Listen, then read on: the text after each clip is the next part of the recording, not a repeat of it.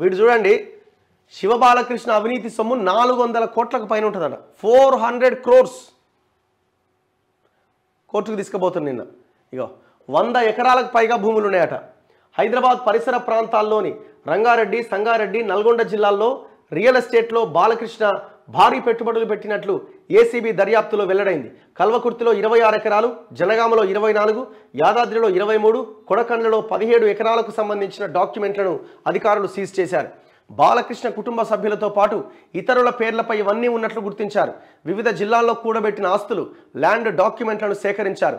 మొత్తం 100 ఎకరాలకు పైగా భూములు, ఖరీదైన విల్లాలు, ఫామ్ హౌస్ల డాక్యుమెంట్లు సీజ్ చేశారు. వీటి విలువ సుమారు 300 కోట్లకు పైగా ఉంటుందని అంచనా వేస్తున్నారు. ల్యాండ్ డాక్యుమెంట్స్లో ఉన్న బినామీల వివరాలు సేకరిస్తున్నారట. దాదాపు 18 గంటల పాటు ఏసీబీ ఆఫీసర్లు సోదాలు చేసిరట. 100 కోట్ల నగదు, కిలోల కొద్దీ బంగారం, వెండి సీజ్ అయిందట. 100 కోట్ల నగదు, 8.26 కోట్ల విలువ చేసే సెల్ ఫోన్లు, వాచ్లు ఉన్నాయట. సెల్ ఫోన్లు, వాచ్లే 8 కోట్లట. చూడురిగా. చెంచల్గూడ జైల్లో బాలకృష్ణ రిమాండ్. బా, ఏంది అసలు ఇది? ఆశ్చర్యపోవాలా. దీని వెనకాల ఎవడున్నాడు? కేటీఆర్. డౌట్ ఏముంది ఇందులో? పోయిన అధికారంలో ఉన్నప్పుడు ఏకకాలంలో 2 పదవులు ఇచ్చినారు వీనికి, హెచ్ఎండిఏలో అండ్ పట్టణాభివృద్ధి శాఖలో. రెండింటికి మినిస్టర్ ఎవరు? మున్సిపల్ మినిస్టర్ ఎవరు? కల్వకుంట్ల తారక రామారావే.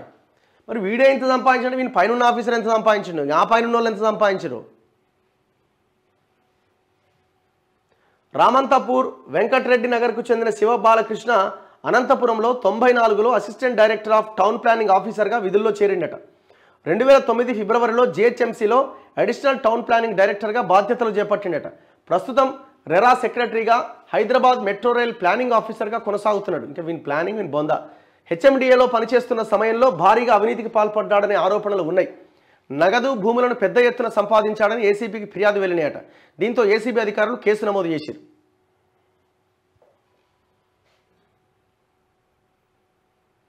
పదిహేనేళ్లుగా బాలకృష్ణ సంపాదించిన అక్రమాస్తులను చూసి ఏసీబీ అధికారులు ఆశ్చర్యపోతున్నారు.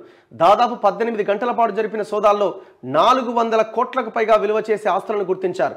ఆదాయానికి మించి ఆస్తులు కూడబెట్టాడనే ఫిర్యాదులతో రెరా సెక్రటరీ, హెచ్ఎండిఏ మాజీ డైరెక్టర్ శివబాలకృష్ణ పైన ఏసీబీ కేసు నమోదు చేసిన సంగతి తెలిసిందే. నాకు తెలిసి టోటల్గా వీడు సంపాదించేంత ఈ రెరా సెక్రటరీగా ఉండే సంపాదించి ఉండొచ్చు ఈ భూములి కథ అంతా కూడా. ఎందుకంటే ఈ నిర్మాణ సంస్థలకి పర్మిషన్స్ ఇచ్చేది ఇక్కడి నుంచే.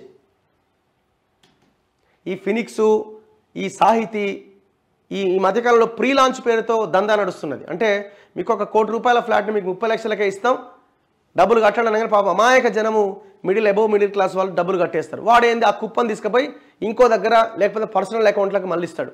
వాడు సాహితీ లక్ష్మీనారాయణ కవిత బినామీ చేసింది ఏంది? అదే కదా. ఫినిక్స్ కంపెనీ వాడు చేసిన దందా ఏంది? అదే కదా. అది కేటీఆర్ బినామీ కంపెనీ. ఇదంతా ఒక ముఠా. ఇదంతా కేటీఆర్ చుట్టూ ఉన్న ఒక ముఠా మాఫియా ఇదంతా. ఈడ తీగ లాగితే కేటీఆర్ దగ్గర వెళ్తుంది ఇది. మరి చేస్తారా విచారణ? ఏమో చూడాలి. ఇక నెక్స్ట్ ఎవరు? కేటీఆర్ దాకా వెళ్తారా? అవినీతి తిమింగలం శివబాలకృష్ణ అరెస్ట్. నాంపల్లి ఏసీబీ కోర్టులో హాజరు. 14 రోజుల జ్యుడిషియల్ రిమాండ్. 100 కోట్ల ఆస్తులు కూడబెట్టిన తీరుపై దర్యాప్తు. లాకర్లపై దృష్టి పెట్టిన అధికారులు. బీఆర్ఎస్ లీడర్లకు సన్నిహితుడిగా ముద్ర. కస్టడీకి తీసుకుంటే ఇంకెన్ని దందాలు బయటకు వస్తాయో. శివబాలకృష్ణ అరెస్టుతో అవినీతి అధికారుల్లో మొదలైన దడ. ఇప్పుడు చిత్తశుద్ధిగా విచారణ జరిగితే కేటీఆర్ని కూడా ఇందులో ఇన్వాల్వ్ చేయాలి. ఒకవేళ కేటీఆర్ దాకా పోలేదంటే ఇదంతా పెద్ద బోగస్ అధికారి దగ్గరే ఆగిపోయినట్లు లెక్క. ఆయన ఒక్కడే చూపించిగో మేము అవినీతి మీద యుద్ధం చేస్తున్నామని చెప్పే ప్రయత్నం ఒక డ్రామా కింద చూడాల్సిందే. ఇది కేటీఆర్ దాకా పోతేనే వీళ్ళు చిత్తశుద్ధితో విచారణ చేస్తున్నట్టు. లేకపోతే అసలు ఆయన వితౌట్ కేటీఆర్ తెలవకుండా ఇంత పెద్ద దందా, ఇంత పెద్ద ఆస్తుల కూడబెట్టుకోవడం అనేది జరిగే అవకాశం లేనే లేదు. ఎందుకంటే కన్సర్న్ మినిస్టర్ కూడా ఆయనే. ఎవరు? కేటీఆరే. చూడాలి మరి కాంగ్రెస్ చిత్తశుద్ధి, అవినీతి మీద వాళ్ళ పోరాటం అన్నారు కదా, ఏ పార్టీతో చూడాలి.